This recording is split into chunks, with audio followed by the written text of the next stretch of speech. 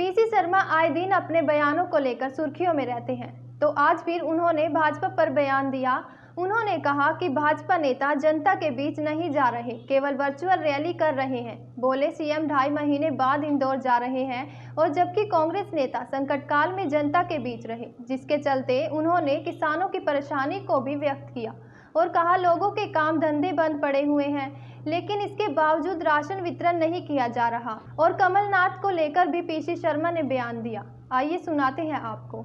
चुनाव लड़ पाएगी, चुनाव ग्राउंड में कहीं नजर नहीं आ रही।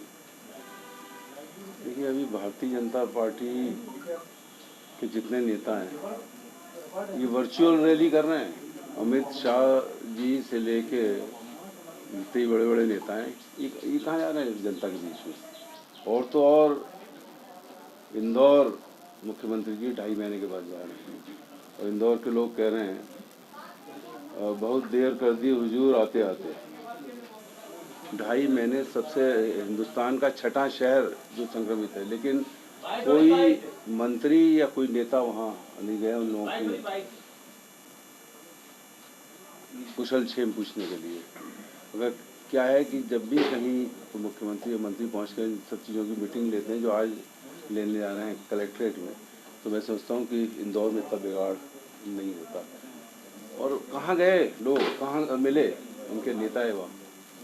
कांग्रेस के नेता तो फिर भी गए जनता के बीच में, इस बीच मिले, लोगों से बात की और उनकी मदद की है, चाहे जो प्रवासी मजदूर आए हैं उनके लिए और चाहे गरीब लोग जो परेशान हो रहे थे। और कमलनाथ जी ने सबसे पहले जिनके पास राशन कार्ड नहीं है उनको ही राशन दिया जाए ये बात कही थी, जिसको हमने फॉलो किया। और यहाँ पे राशन पहले 5 किलो फिर 10 किलो बंटवाया। आज राशन नहीं बंट रहा है, अभी लोगों के काम शुरू नहीं हुए हैं, काम धंधे, लोगों को गरीबों को काम नहीं मिला हुआ है, कोई कंस्ट्रक्शन एक्टिविटी नहीं चल रही है, लेकिन राशन बंटना बंद हो गया है।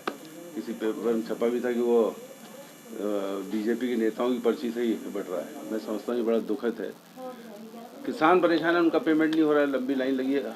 अनाज खरीदना लगभग, गेहूँ खरीदना लगभग बंद कर दिया है। तो कुल मिला के ये लोगों के बीच में नहीं गए, ये भी केवल मंत्रालय से या अपने कार्यालयों से ही बात करते रहे। भाजपा का ये भी इस प्रदेश के नहीं, इस देश के बड़े नेता रहे हैं। 10 साल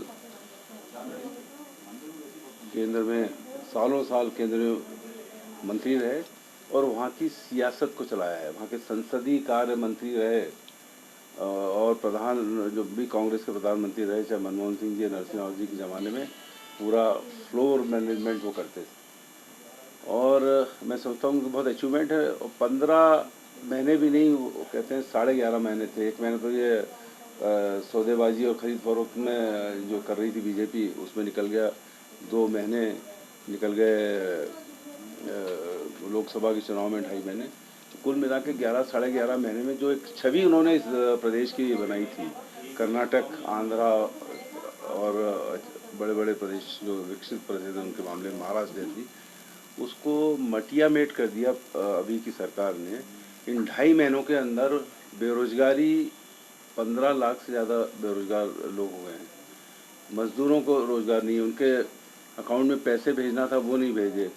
जो भी योजनाओं को केवल घोषणाएं की, और 20 लाख करोड़ की जो प्रधानमंत्री जी ने घोषणा की थी, आज है कहाँ, किसको मिला, यही नहीं समझ में आता, गया कहाँ पैसा वो।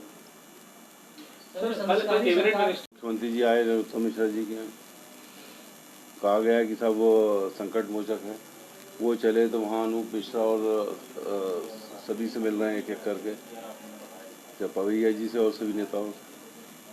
तो डैमेज कंट्रोल करने की कोशिश करें, इसका मतलब कहीं ना कहीं डैमेज हो गया है मामला।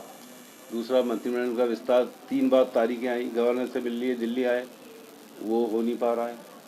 तो निश्चित तौर पर घमासान भारतीय जनता पार्टी में मची हुई है। और 70-75 विधायक और बहुत से ऐसे हैं 20-25 जिनका आखिरी कहते हैं मौका है, वो सब लगे हुए हैं। निश्चित तौर पर